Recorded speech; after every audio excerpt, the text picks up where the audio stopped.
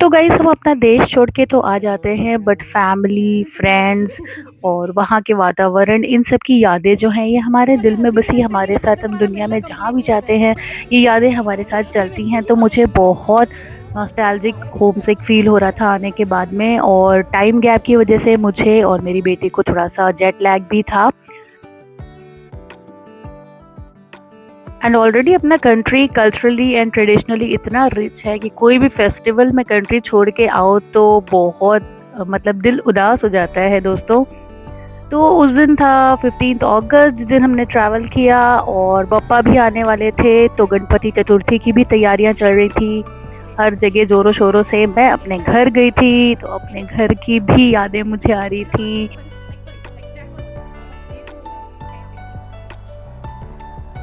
But guys कहते हैं ना, हम सब सिर्फ कठपुतलियाँ हैं, हम कब कहाँ क्या कर रहे होंगे ये सब पहले से डिसाइडेड होता है।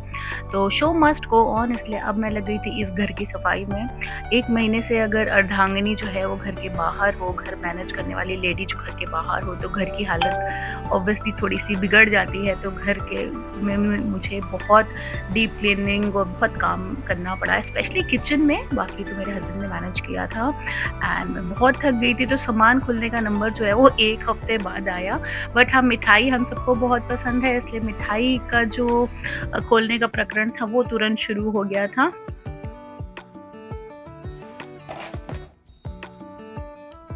बट ऑनेस्टली स्पीकिंग गाइज, इस बार मुझे जैसे इंडिया जाने वाली फीलिंग ज़्यादा आई ही नहीं।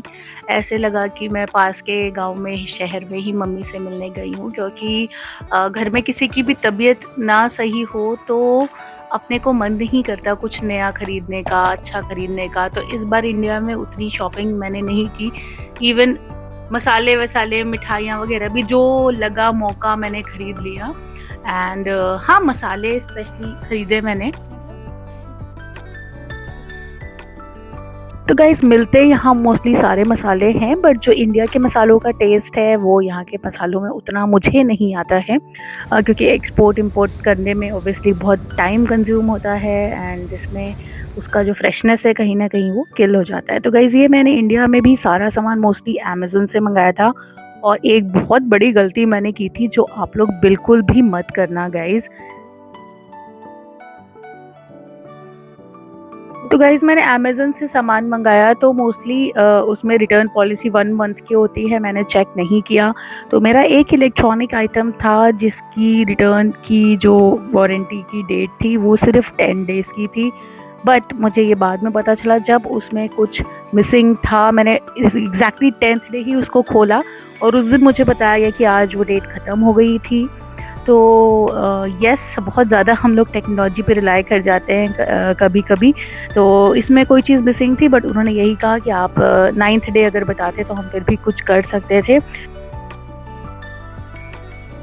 तो गाइज़ अगर हम बात करें ना कि व्लॉगिंग की, तो व्लॉगिंग लोगों का ऐसा मानना है कि vlogging is the easiest thing to do. कहीं भी अपना कैमरा ऑन कर दो and anybody can do it at any point of time. But yes, anybody can do it, but effort guys बहुत ज़्यादा लगते हैं। कभी हम किसी के घर में होते हैं, कभी हम ट्रैवल कर रहे होते हैं, इवन अपने खुद के घर में ही रिश्तेदार होते हैं, और ट्रैवल करते समय कैब वाला होता है, साथ वाले ट्रैवलर्स होते हैं, बहुत कुछ होता है जो हमें व्लॉगिंग के टाइम पे देखना पड़ता है।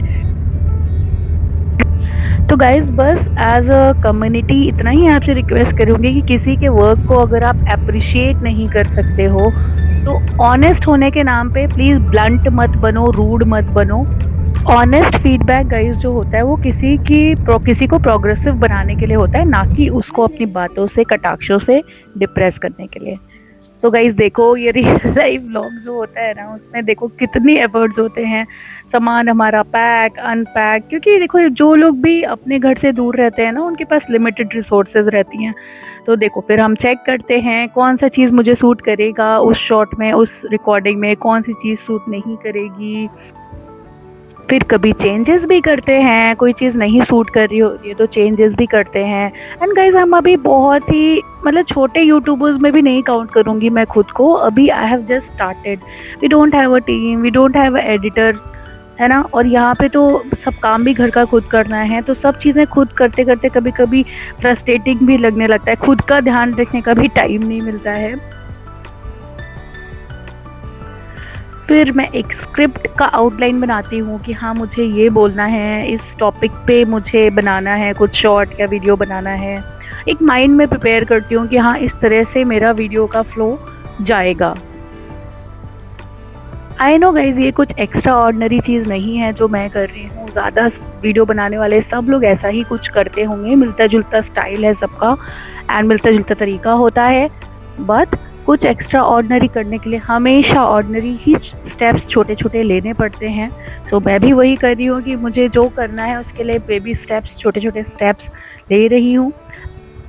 गाइज़, ये जो मेरी वीडियो थी जिसके लिए मैं रेडी हुई थी, तीज पे बनाई थी मैंने कि ग्रीन कलर का क्या महत्व होता है, एंड आप इसको ज़रूर सुनिएगा एक बार। ग्रीन कलर को एक और बहुत इंपॉर्टेंट चीज़ से जोड़ा जाता है जिसके बिना लाइफ चलना बहुत मुश्किल है, वो है होप। हमने सोचा था, नहीं हुआ, जो हम करना चाहते हैं नहीं कर पाए, क्यों नहीं कर पाए, क्या हो गया ऐसा जो नहीं कर पाए, उन सब चीज़ों को पीछे छोड़ के एक नई उम्मीद करने का कलर होता है ग्रीन कलर। जब सावन आता है, नई कपोलें फूटती है, नए पेड़ आते हैं, वो एक सिंबल होता है नई उम्मीद का। सो ये भी हमको एक ऐसा एग्जाम्पल बहुत अच्छा नेचर देता है, हमारा कल्चर देता है, डोंट गिव अप। सो ये ग्रीन कलर उसको सिंबलाइज करता है कि अपनी उम्मीद का दामन हमें किसी भी टाइम नहीं छोड़ना चाहिए। सेकेंडली, एक बहुत इंपॉर्टेंट चीज़ जो ग्रीन कलर इंडिकेट करता है वो है स्पिरिचुअल हीलिंग। यस गाइज, मैं किसी भी जेंडर को विक्टिमाइज नहीं कर रही हूँ या ये नहीं बोल रही हूँ कि फैमिली के प्रेशर में, फैमिली के एक्सपेक्टेशन में ही कई बार परफेक्ट होने के चक्कर में हम खुद इतने गिविंग हो जाते हैं चीज़ों को लेके कि हम ये भूल ही जाते हैं कि हमको क्या चाहिए था। कहीं ना कहीं हम अंदर से जो मिसिंग फील करते हैं, कभी उदास फील करते हैं, कभी खुश फील करते हैं, उसकी हीलिंग करता है ये ग्रीन कलर। जब भी आप हरियाली में जाओगे, चारों ओर देखोगे, आपको बहुत हीलिंग सा सेंसेशन आएगा। सो ये एक टाइम है जब लेडीज़ को ऐसा फील करना चाहिए कि they should heal themselves, they should heal. Spiritual healing का टाइम है ये, and you should heal your spirits. Come back. अगर आपको लगता है आप किसी चीज़ पे पीछे छूट गए हो, कुछ करना चाहते हो, उसमें एफर्ट्स डालिए। येस, आई वोंट से कि आप अपने कर्तव्य मत निभाइए, ऑब्वियसली हमारी ड्यूटीज़ जो है वो तो हमें करनी ही पड़ेंगी, बट येस, अपनी हीलिंग भी बहुत ज़रूरी है ना, क्योंकि मैं हमेशा कहती हूँ जब तक हम खुश नहीं रहेंगे हम परिवार को खुश कैसे रखेंगे। अगर आप मेरी बात से अग्री करते हैं तो कमेंट सेक्शन में लिख के मुझे ज़रूर बताइएगा। तो यार, असली साइंस तो हम शादी के बाद ही पढ़ते हैं, जब हमें पता चलता है कि दुनिया एक्चुअली गोल है, जो किचन से शुरू होके ही रात में किचन पे ही खत्म होती है। गाइज, ये मैंने ड्रेस तैयार कर ली थी अपने नेक्स्ट डे के शूट की, जो कि मैंने रखा था गणेश चतुर्थी के लिए। और वो ट्विस्ट क्या है ये आपको पता चलेगा। तो गाइज, नेक्स्ट व्लॉग में आपसे फिर मिलूंगी गणेश चतुर्थी का व्लॉग लेके। तब तक के लिए बाय बाय।